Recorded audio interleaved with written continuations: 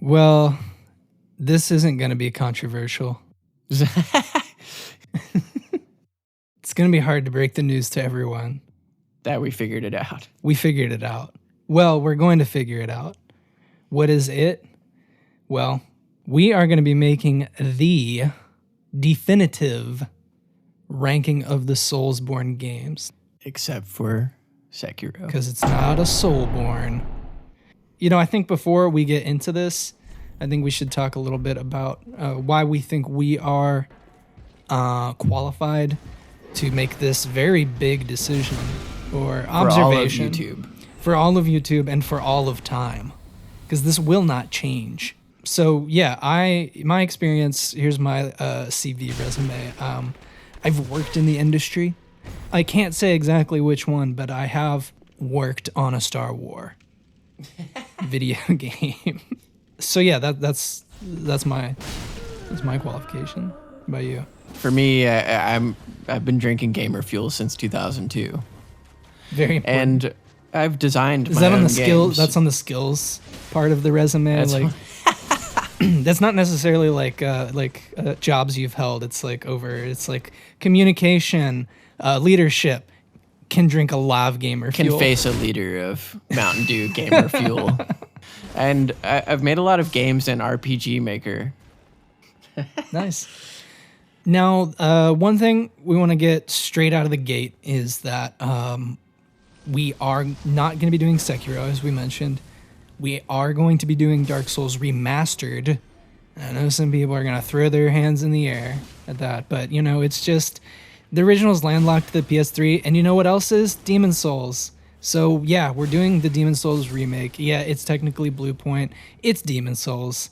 So the way the series is going to progress is that, you know, we're going to be doing deep dives into every nook and cranny observable in these games. We're going to be covering stuff that not even your favorite Soulsborne YouTuber has even thought to look at.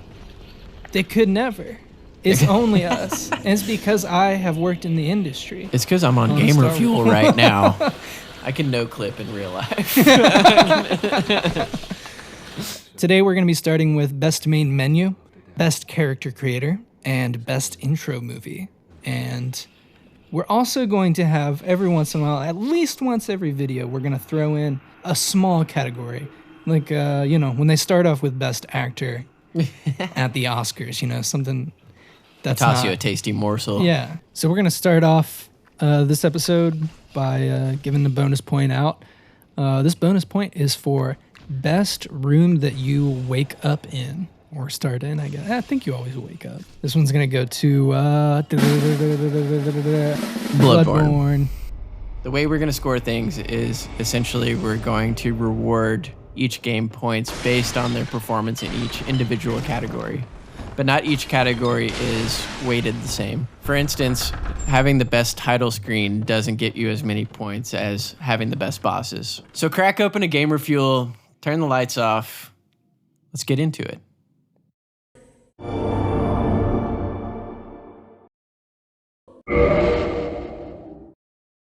Dark Souls just doesn't have it going on. Yeah. You know, the first time you play this, you think it's going to hit you with some epic music, but... It speaks for itself. You got continue, load game, all pretty standard stuff. System, you got your options. You got some nice curly borders. Blood. You ever turn blood off? Wait, what? I didn't even know. Wait, that's an option? Yeah. I respect that. That's an accessibility option. Now that you said that, I'm going to turn this off. Yeah, no more blood. No blood. No blood run. What if you turn the voices all the way off? Do you think that would make Dark Souls better or worse? Yeah.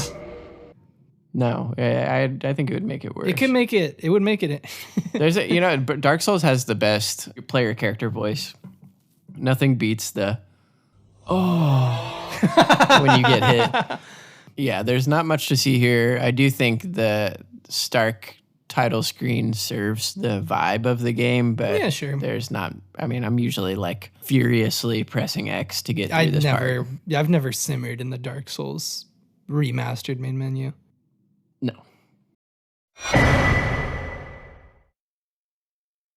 There's a lot of things that Elden Ring does well, but the title screen is pretty underwhelming.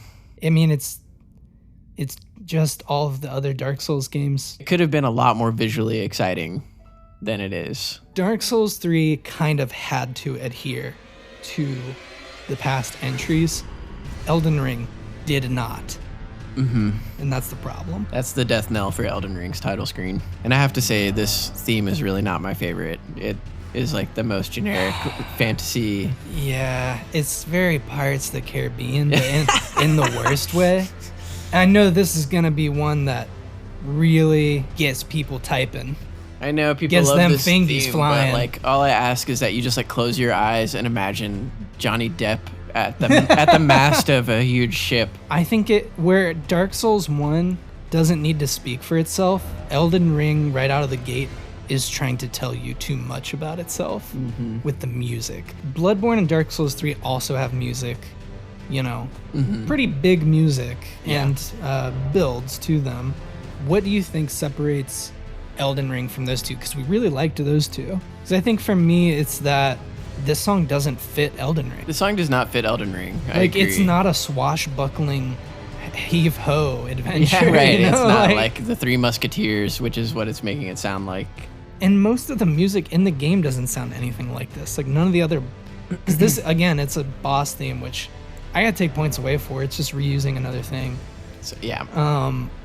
But like none of the other boss music sounds like this. I really think that...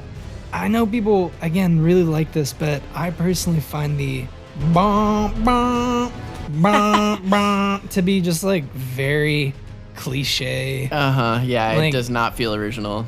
Like Yuka Kitamura's piece at the beginning of Dark Souls 3, like you immediately know if you're into the music of these games, you immediately know who made that song. It has an identity. She's very associated with Dark Souls 3. It just it fits that game and it fits that menu. With Elden Ring, like it could have been like a moving image like beneath this, and that would have worked so much better than just a black screen. And I actually expected this when I first booted up the game. I wanted that. You remember like the promotional image like at the end of the like trailers and stuff where it was what's that character's name? Vike. Yeah, Vike, and he's got like the sword planted. He's like kneeling in the center. And there's motion. Yeah, there's like embers. It's like a moving still. Yeah, exactly. Like a scarf is like flowing in the wind just ever so slightly. I think Elden Ring's position as being the newest From Software game counts against it. Like it feels regressive. Yeah, it's just more of what they already been done doing. Yeah, I mean it's similar to Dark Souls 1 and 2. It's got very good music though, and the music fits the game. I know that's a Dark Souls 3 song. You could close my eyes and toss me off a bridge and then throw an MP3 player in my brain and play that song, and I'd be like, oh, Dark Souls 3 song.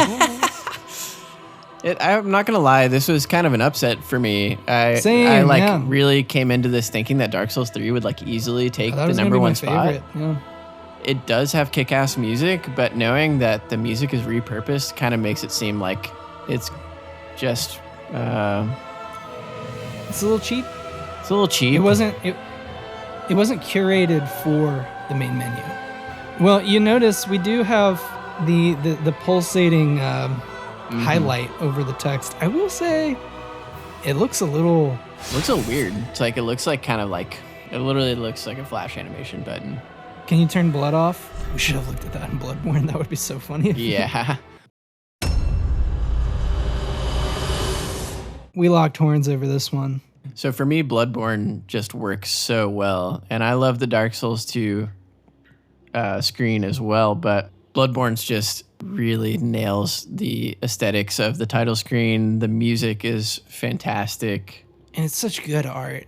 Like, the hunter is just looks so gat dang cool. This one also really feels like a true jump in generations. One thing I love about the opening title music in this game is that it like perfectly captures that theme that the game is going for, where it starts off, it's almost like it's concealing energy and it rises in intensity until it reaches this point where it's like exactly what you mean. It starts off and you're like, oh, Victorian werewolves and vampires. Then it's like Lovecraftian horror, unknowable, and the mind music freaks. just like, yeah. They pull a mind freak on you. One of my favorite changes is the brightness screen showing the regular Give me a Yarnamite break. with the beast. That is just too good. But for me, Dark Souls 2, it just has this X factor that none of the other ones have. Vibes on vibes. It's like, very unique compared to the other ones. Yeah, starting when you hit actually only the touchpad, you get that slide that almost like a cordioid. You know what I'm talking about? Doppler effect. And then perfectly transitions into that dun dun dun dun, the dun, piano dun, dun. arpeggio. And even that slowly has a build into the violin. I just think that's really beautiful. I want to stew in that. I want to get in that soup. And then, this. Oh my God.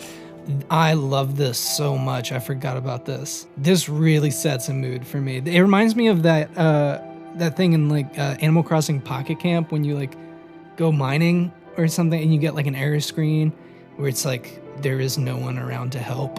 And it's just like, why did this get like this all of a sudden? I was just playing Animal Crossing. I mean, it makes more sense for Dark Souls, but it's just that same thing of like I'm being watched. I don't know. The information's gone. It's some creepypasta stuff. Yep. There's movement. There's like music. Yeah. There's pulsing text. It's more of an experience. See if there's any new information. Oh God. Still no information. Oh God.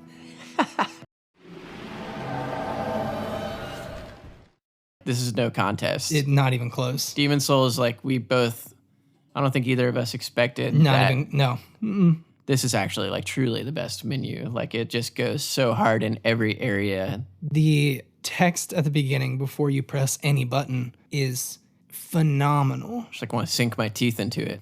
It's like really showing what. It's horrifically good. Yeah. I know the other ones had it, but the cracks in the text are a little bit more like glacial or something. It feels more intentional. That's exactly what I was going to say. It's like, like when you have like a Klondike bar and you like bite into it and it kind of like fractures the chocolate. Yeah. Oh my, and it's got like the cold steam. Cold coming blue off of it. vapor just chilling. This is just the Klondike bar. Oh God, the sound coming out the controller, that's just next level. Not fair. This game has like a true advantage. It's tactile. You like really, you see it, hear it, feel it. There's like it vibrated. A vibration that comes through the controller.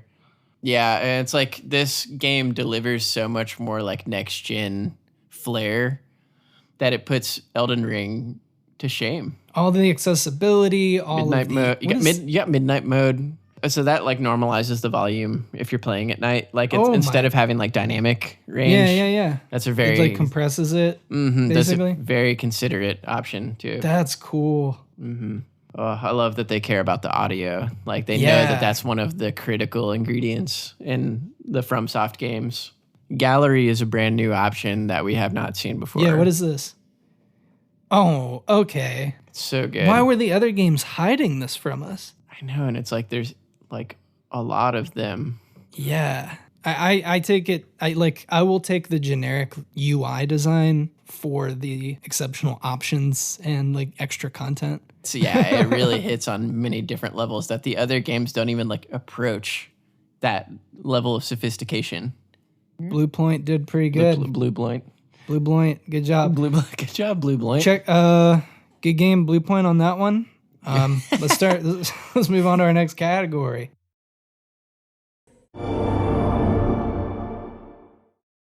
So next we're going to be taking a look at all of the different character creators that FromSoft has to offer across the series. There's a few different elements that we're looking at here. All right, so when it comes to character creators, vibe is a big deal, but being able to make and mold the little dumpling you want perfectly is also a big part of it. So starting off at number 6. Just kind of forgettable to me. I know that we have a disagreement on the music. The music is made for this section, but this one never made a big impression on me. It's I just think kind it's of really like, good. but I just feel like the layout, the design is just kind of. And there's nothing special about the character creation. It's the same as Dark Souls 2 and Dark Souls 1, essentially. It's just not much different. Yeah, nothing to write home about. This is one of the few things that this game doesn't exactly nail. Yeah, it's okay. It's okay. It does what it needs to do. I like that. I like the contract twist on it. That makes it kind of exciting. I also think this is like definitely the best iteration of these like little descriptions. They're so condensed. And like I like instead of deprived, it being waste of skin. Yeah. You shouldn't have been born. Like it's just more like straight to the point. Now I will say the actual creation part is different. Like these character models are different. The skeletons and wiring are different. Mm-hmm. They're gangly freaks whose arms go past their knees so that they have better reach to slice up werewolves with saws. I've never really gotten my characters to look very good. No, I made a spooky vampire lady once. She was pretty cool, but she also looked like a gangly freak, which is pretty much the only character you can make in that game for the most part. And then I have to dock points for it just reusing the Hunter's Dream song. Yeah. Come on, guys. You have it. Yeah, you've gone hard before. Unique themes. Come on. The cutscenes and gameplay, the general flow of the intro makes it feel like everything's more integrated instead of separated. Dark Souls, you press start and then you're immediately in the character creator. You're like, I don't even know really what world I'm in before I even see the like intro cutscene. You have context in this one, and then they make it more interactive in the sense that it's instead of like name, gender, build, whatever. Class. This is like try to recall your name because it's already setting you up as a character. Well, the witch is like, we just got to the witch hut and the witch asks you, try to remember your name.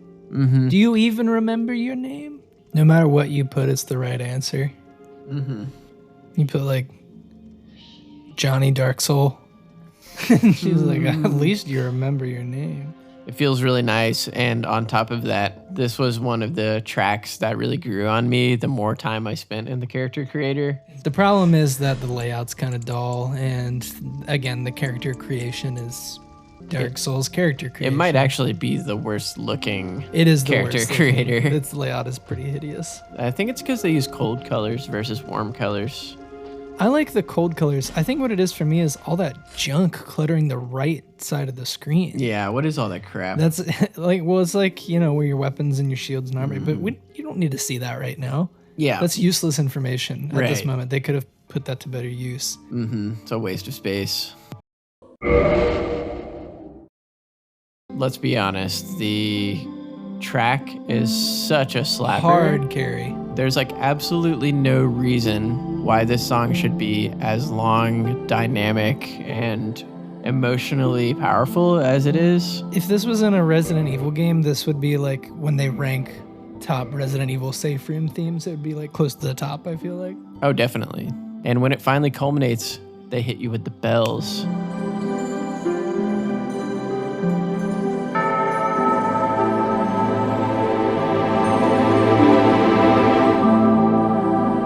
Yeah. And the bells just like are such a major element of the story. Just like the undead bells that you ring. The bells of awakening. But, again, just Dark Souls character creator, it's whatever. Honestly. All my characters look hideous in that game.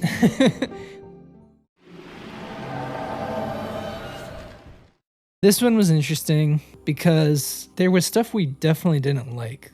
Like the fact that there was no music. We couldn't even judge it on that level. But the fact that it has a robust character creator with lots of options for you to carve out the statue of a person, golem, that you want is the first time you could do that in one of these games. Mm-hmm. And I remember making my person, and they looked like how I wanted them to look like, and I was like, oh my god, I'm gonna get to play one of these games as like a cool person, not like a freak of nature. Freak. Oh, I'd like to just directly compare and contrast Dark Souls character creator to Demon Souls character creator.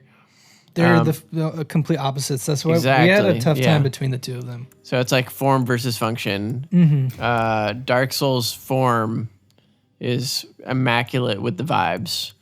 However, Demon Souls function is just so strong that has just got to be the thing that you value. When we're talking about a character creator, making a character, that's the most important part. Pretty important part of it, yeah.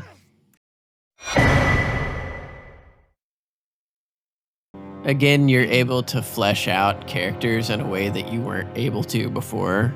Which really adds a lot to the whole role-playing aspect of these role-playing games. And I think like a really important underlooked aspect of character creations is like how they flow. And I think Elden Ring flow, starting with the class and really getting to see up-close pictures of 2 examples of what characters in that class would look like. Yeah, I mean... And the prisoner. I played a murder nun personally my first go, so that was for me. And I have to like give daps to like this is at least on the same level as the Dark Souls 1 like character creator song.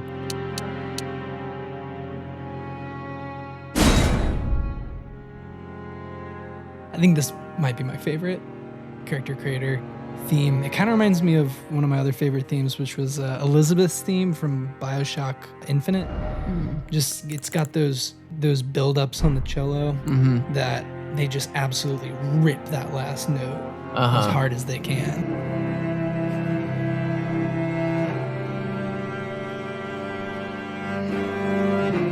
This is what should have been the main title screen. I think so too. This piece of music. This is Elden Ring. Much more Elden Ring. Exactly. Yeah. This is very good. This inventory madness. The characters look really good. I mean, characters look really good. It feels like what I was saying with Demon Souls, where I feel like, and I was able to more than, because I just played Dark Souls 3 again recently, and it was very hard to make the character look how I wanted them to look. Whereas like I've made a handful of characters in Elden Ring, and I just do it for fun because I can make them look exactly like I can actually sculpt the exact character I want to make. Yeah. It's doing both things you need, which is it's got the music and it's got the function of a robust character creator. So it is the obvious winner here.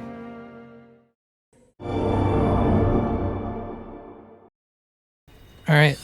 That one probably took the most brain power because there was a lot to consider with opening movies. We were considering how hype it's making you to play the game, how well it's introducing the world. How much is it part of the DNA of the game and its themes? And starting off at number 6. I got sleepy. I became Sleepy Joe. I was literally yawning during it. And to be clear, this isn't the like on the first day cutscene, because that one's cool. That one's iconic, but it's not really the intro cinema. Yeah, no, on the first day movie kicks ass. It's so silly that that's not the intro of the game. That's like the intro of the main menu. It's a little puzzling. Yeah, I just think like the 2D art is pretty cool and it's dynamic and it's moving. Sure, whatever. The music's good. Well, honestly, it reminds me of like the intro of some like Lord of the Rings game or something. Yeah, the third age, the one that was Final Fantasy X. Just literally Final Fantasy X. And of course, we get our introductions to very special people in the world. Characters that I never met. You did. You just don't remember. You know, like Freak me. Dr. Freak? Dr. Freak? Please don't let me meet Dr. Freak.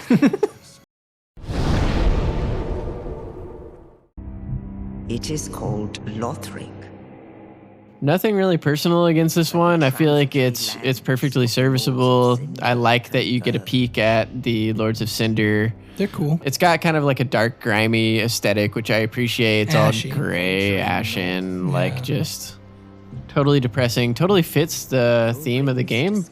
And this one is just doing, here are the things you're going to fight. Like, here is a pile of slime. That's going to be a boss. Doesn't quite carry the same impact as Nido. No. Although.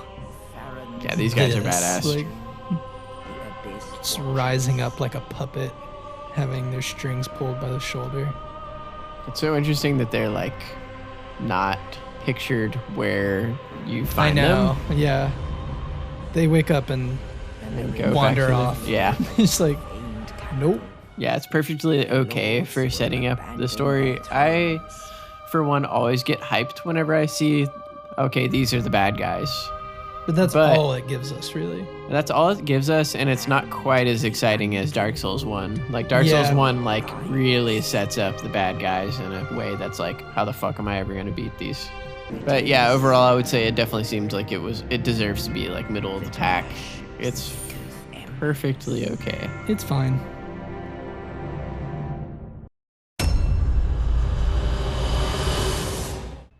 Oh, yeah. Pale blood. I like that it's addressing you as the player. It feels very personal. You guys talking right into the camera. It's like, you've come here It's the home of blood. and you're seeing this greasy old grandpa Mystery. to get some blood because you're sick or for whatever reason you come up with. No, The way it reaches out to you, like, give me something, and then just immolate it. This is like almost on some Kojima shit. Yeah, no, I mean, it's like Metal Gear Solid 5 intro. I'm just glad that you don't play as, well, I don't want to. I don't want to, and I do want to spoil it because it sucks. These guys, The though, messengers.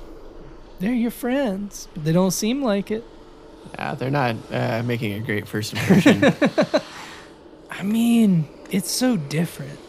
And I like it's doing the thing that Dark Souls 3 does, which is it's confusing, but it allows itself to be confusing without words. When you have a lot of words with confusion and like names and places and concepts, that's just kind of confusing.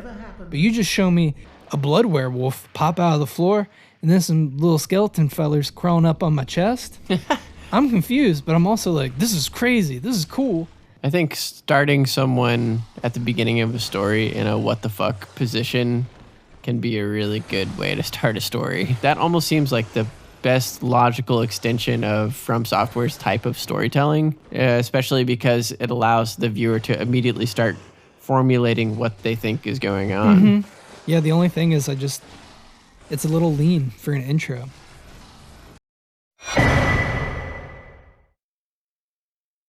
The fallen leaves tell a story.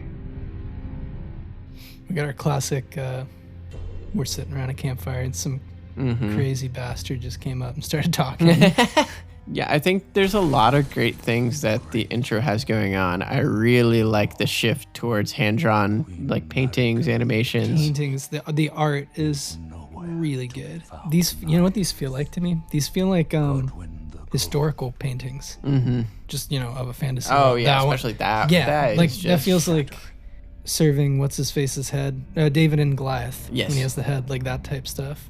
And you thought it kind of fell off like in the second. Yeah, I do. I think it gets a little silly.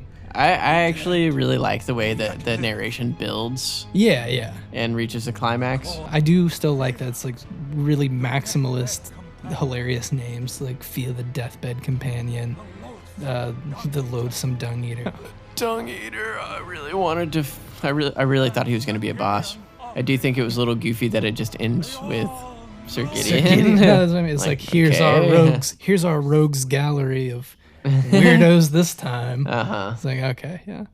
They've just done it so many times, and then it just was like, okay, oh, we're doing this again. We're naming people. It's another regressive element of Elden Ring. We're going back to the roster style Roster intro. hype. Roster hype intro of Dark Souls 3. We like seeing something new every once in a while.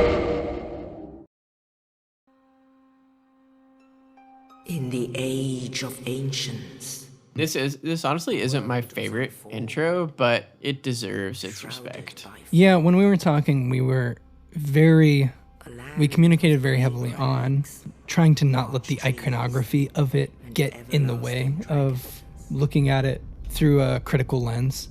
But there's a reason why it's so iconic. I think one of its big supporting factors is that it just uses such basic, simple mythological storytelling. Mm-hmm. It's almost like there's no way that it can fail because it's going off of such a tried and true like method of storytelling. Plus, compared to the Dark Souls 3 hype intros and the Elden Ring hype intros for that matter, Gravelord Nito, the Witch of Izalith.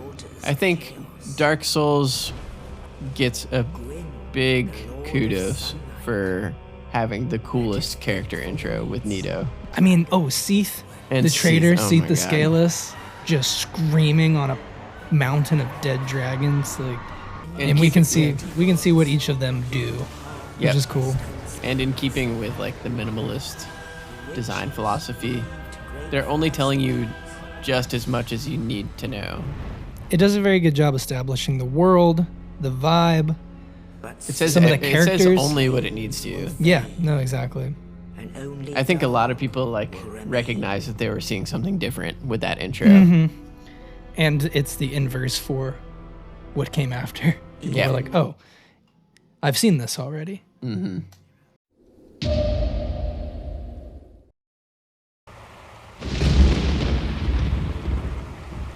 Finally, Dark Souls 2 reigns supreme in the world of intro cutscenes.